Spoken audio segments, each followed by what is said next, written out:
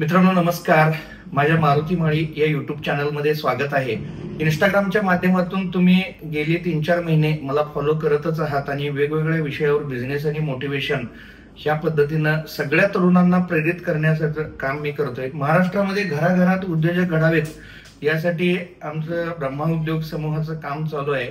सर्व तरुणांना प्रेरित करणं, या बुलंद भारत निर्माणासाठी एक राष्ट्रनिष्ठ, ध्येयनिष्ठ आणि स्वावलंबी युवा पिढी कशी निर्माण करता येईल आणि योग्य मार्गदर्शन कसं तरुणांना देता येईल हा माझा प्रामाणिक उद्देश आहे. आता सध्या या ऐन दिवाळीच्या पिरियडमध्ये एक ट्रेंडिंग मधला विषय म्हणजे सोनं. खरं तर आज सोनं प्रचंड वेगानं वाढतंय. सगळीकडे एकच चर्चा आहे, सोनं आणखी वाढणार आहे, 1.5 लाख होणार आहे, 2 लाख होणार आहे, 2.5 लाख होणार आहे, 3 लाख होणार आहे. परंतु मित्रांनो, तुम्ही थोडं थांबा आणि स्वतःला विचारा, खरंच सोनं एवढ्या वेगानं का वाढते?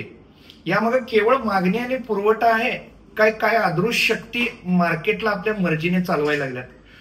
शेअर मार्केट सुद्धा आपण वारंवार काही एक पॅटर्न बघतोय बघा, की काही मोठे जे इन्व्हेस्टर आहेत, ज्यांना आपण बिग प्लेयर किंवा ऑपरेटर म्हणतोय, ते एका विशिष्ट कंपनीचं शेअर मोठ्या प्रमाणावर खरेदी करतात आणि शांतपणानं कोणालाही कळू न देता जेव्हा त्यांनी पुरेसे शेअर गोळा केलं की मग ते वातावरण निर्मिती सुरू करतात.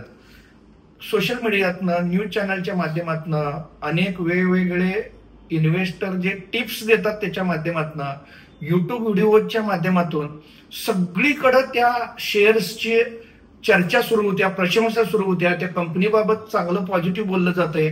हा कंपनीचा शेअर रॉकेट सारखा उडणार आहे अशी वाक्य लोकांपर्यंत पोहोचवली जातात आणि सामान्य लोक सगळी भावनेच्या भरात, लोभाच्या भरात वाढलेल्या भावात शेअर खरेदी करतात, आणखी वाढणार आहे म्हणून. आणि ज्या क्षणी शेअर टॉपवर पोहोचतोय त्यावेळी हे मोठे प्लेयर जे आहेत, हे मोठे खेळाडू त्यांचं शेअर्स विकून नफा घेतात आणि मग अचानक मार्केट खाली येते आणि नुकसान होते ते फक्त आणि फक्त छोट्या गुंतवणूकदारांचं, सर्वसामान्य माणसांचं. मला असं वाटतंय की सोन्याच्या संदर्भात सुद्धा हेच पॅटर्न लागू होत आहेत का? कारण मित्रांनो, तुम्ही बारकाईनं विचार करून बघा, गेल्या 100 वर्षाचा प्रवास बघता सोनं एवढ्या स्पीडनं वाढलेलं दिसत नाहीये. कारण मागील 2-3 महिन्यातली वाढ बघितली, 4-6 महिन्यापूर्वी म्हणजे भाव डायरेक्ट दुप्पट झाल्याचं आपल्याला दिसून यायला लागलंय. मला असं शक्यता वाटते की आज सोन्यामध्ये सुद्धा जे होते ते ह्याच पॅटर्नचं एक रूप असू शकते. तुम्ही पाहिलं असेल, काही आठवड्यांपासून सोन्याचा दर प्रचंड वेगानं वाढायला लागल्यात. न्यूजमध्ये, सोशल मीडियावर सगळीकडे एकच संदेश आहे की सोनं 2 लाख पार करणार, 3 लाख पार करणार. आत्ता नाही घेतला तर उशीर होईल. पण लक्षात ठेवा, जेव्हा सर्व लोक एकाच दिशेनं धावतात तेव्हा मार्केट बहुधा उलट फिरतंय असं माझं मत आहे. बघा, ह्यामध्ये जागतिक शक्ती सुद्धा याच्या पाठीमागे असू शकतात. सोनं केवळ भारतातच नाही तर जागतिक पातळीवर सुद्धा एक संवेदनशील कमोडिटी आहे. तुम्ही बाकीच्या देशांचा विचार केला, अमेरिका, चीन, रशिया, युरोप मधल्या ह्या सगळ्या मोठ्या अर्थव्यवस्था, मोठे फंड हाऊसेस आणि मोठ्या सेंट्रल बँका ही सगळी सोन्याच्या भावावर थेट किंवा अप्रत्यक्षपणे परिणाम करत असतात. काही वेळा डॉलर कमजोर झाल्यावर सोनं वाढतंय, काही वेळा युद्धाचं वातावरण निर्माण झाल्यावर सोनं वाढतंय आणि काही वेळा मोठे फंड्स आपले पैसे सेफ हेवन म्हणून सोन्याकडे वळवतात. पण या सर्व गोष्टींचा फायदा घेत काही मोठ्या शक्ती जागतिक पातळीवर मार्केटची दिशा ठरवतात. म्हणजेच तेव्हा सोनं वाढते जेव्हा ते आधी खरेदी करून बसलेले असतात आणि जेव्हा सर्व जग खरेदी करायला लागते तेव्हा ते मोठी विक्री करून नफा करून घेत असतात. म्हणून तुम्ही आम्ही सर्वसामान्य गुंतवणूकदारांसाठी एक महत्वाचा प्रश्न आहे, सामान्य लोकांनी काय करायचं? तर तुम्हाला माझा सल्ला राहील की पहिली गोष्ट, तुम्ही भावनेवर निर्णय घेऊ नका. मार्केट जेव्हा वेड्यासारखं वाढतंय तेव्हा खरेदी नको, थोडंसं थांबा, थंड डोक्यानं विचार करा. दुसरं म्हणजे हाय प्राइस मध्ये गुंतवणूक म्हणजे रिस्क झोन आहे. जेव्हा भाव वाढत आहेत तेव्हा तुमच्यासाठी एंट्री पॉइंट योग्य आहे असं मला वाटत नाही. तिसरी गोष्ट म्हणजे ज्यांना खरोखर इन्व्हेस्टमेंट करायची गरज आहे त्यांनी SIP पद्धतीने म्हणजे थोडं थोडं करून दर महिन्याला सोनं घ्यावं. आणि चौथी म्हणजे सगळ्यात महत्वाची गोष्ट आहे, तुम्ही समजून घ्या की मार्केट भावनेवर चालत नाही, स्ट्रॅटेजीवर चालते. तुमचा प्रॉपर अभ्यास असणं महत्वाचं आहे. आता सध्याची परिस्थिती बघितली तर काय निष्कर्ष काढता येईल? आज सोन्याच्या भावात झालेली वाढ ही फक्त एक इशारा आहे की मार्केटमध्ये मोठ्या हालचाली सुरू आहेत, काहीतरी मोठा खेळ चालू आहे आणि आपण सामान्य लोकांनी त्या लाटेत वाहून जाण्यापेक्षा दुरून निरीक्षण करून योग्य वेळ साधणं महत्वाचं आहे. बघा मित्रांनो, हा व्हिडिओ तुम्हाला विचार करायला लावला असेल तर तो तुमच्या मित्रांपर्यंत शेअर करा, कारण ज्ञानच खरं सोनं आहे. लक्षात ठेवा, शेअर मार्केट असो किंवा सोनं, बाजार कधीच भावनेवर चालत नाही, तो बुद्धीवर चालतोय.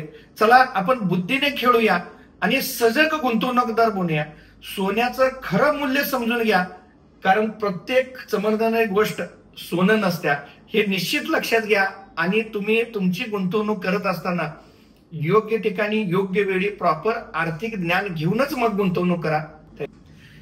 एक गेल्या वर्षभरातलं एक ताजं उदाहरण जर घ्यायचं झालं तर आपल्यातले भारतातले एक प्रतिष्ठित मोठे उद्योजक धीरूभाई अंबानी यांची जी दोन मुलं होती, मुकेश अंबानी आणि अनिल अंबानी, यांच्यात ज्यावेळी त्यांनी उभा केलेलं साम्राज्य उभारलं गेलं त्यावेळी जवळजवळ 31 लाख कोटी अमेरिकन डॉलर्स एवढी संपत्ती होती. आणि केवळ एका दशकात म्हणजे 10 वर्षामध्ये जे आपले अनिल अंबानी आहेत त्यांनी आपली 99% संपत्ती गमावलेली होती.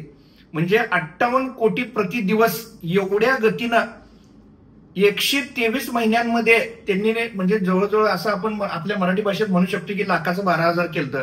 त्यांचा धाकटा भाऊ अनिल यांनी कर्जाची परतफेड करण्यासाठी आपल्या मोठ्या भावाला कंपनी विकली आणि बँकेचं कर्ज फेडलं. धाकट्या भावाची म्हणजे अनिलची अंबानींची कंपनी विकत घेण्यासाठी मुकेश अंबानींनी त्याच बँकेकडनं कर्ज घेतलं. आता बँकेनं एनपीए कमी केला आणि जास्तीचं कर्ज दिलं. काही आलं नाही, काही गेलं नाही, सगळं काही चांगलं झालं. आठवड्यात कंपनीचे शेअरचा भाव दुप्पट झालं. मुकेशने अनिलना ही वाईट बातमी जाहीर करण्यास भाग पाडले की जेणेकरून शेअरचे भाव गडगडले. शेअरचे भाव गडगडायला लागल्याबरोबर जनतेनं शेअरची विक्री ज्यावेळी केली आणि मुकेशने हे सगळे शेअर स्वस्त किमतीत विकत घेतले. नंतर मुकेश अंबानींनी कंपनी घेतल्या, कंपनी आता नफ्यात जाणार, फायद्यात जाणार असं मार्केटला सगळी बातमी दिल्यानंतर शेअर्सच्या किमती वाढल्या किंवा वाढवल्या गेल्या म्हणा. किमती वाढल्यानंतर मुकेश अंबानींनी काही शेअर्स पार्टनरला किंवा काही सार्वजनिकपणे सर्वांना विकून टाकले. आता मुकेश अंबानींना कंपनी 0 किमतीमध्ये मिळाली. आता यात कुणाचं नुकसान झालं तुम्ही बारकाईनं अभ्यास केला काय? अनिल अंबानी यांचं पण नुकसान नाही झालं, कारण कर्ज भरण्यासाठी त्यांना पुरेसे पैसे मिळाले. मुकेश अंबानी त्यांचं पण नुकसान झालं नाही, थ्रो डाऊन दराने त्यांना चांगली कंपनी मिळाली आणि त्या पैशातनं त्यांनी बक्कळ पैसे मिळवणार आहेत. आता बँक ह्यात नुकसानीत गेली काय? बँक पण नुकसानीत गेली नाही, त्यांना त्यांचे पैसे व्याजासह परत मिळाले. आता शेवटी नुकसान कोणाचं झालं? जनतेचं. म्हणजे तुम्ही आम्ही ज्यांनी शेअर बाजारात गुंतवणूक केलेली होती, किंमत जास्त असताना खरेदी केलं आणि कमी किमतीत विकलं, म्हणजे तुम्ही आम्ही सगळेजण तोट्यात आहे. आणि हे सगळं कायदेशीररित्या केलं गेलं. म्हणजे तुमच्या मित्रांनो लक्षात येतंय काय की शेअर मार्केटचा हा जो गेम आहे तसाच गेम कदाचित त्या सोन्यामध्ये असू शकतोय.